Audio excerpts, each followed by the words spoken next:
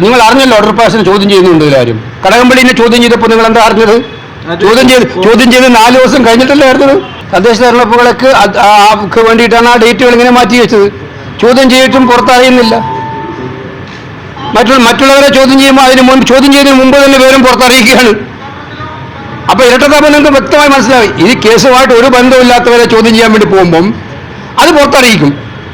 യഥാർത്ഥമായിട്ട് ബന്ധമുണ്ടെന്ന് പറയുന്ന പ്രതികൾ തന്നെ പറയുന്ന ആളുകളെ ചോദ്യം ചെയ്യുന്നത് രഹസ്യമായിട്ട്. അപ്പൊ ഇത് കൃത്യമായിട്ട് ഇരട്ടത്താപ്പാണെന്നുള്ളത് വ്യക്തമാണ്, സംശയം.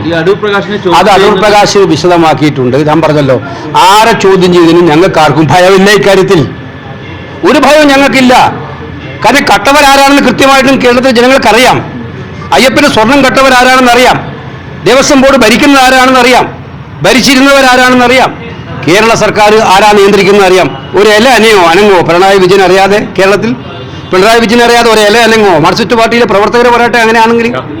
അപ്പൊ അതുകൊണ്ട് ഇക്കാര്യത്തിലൊന്നും ഞങ്ങൾക്ക് ബോധ്യമില്ല. നിയമത്തിന്റെ വഴിക്ക് പോകുന്നതിന് ഞങ്ങൾക്ക് ഒരു എതിർപ്പുമില്ല.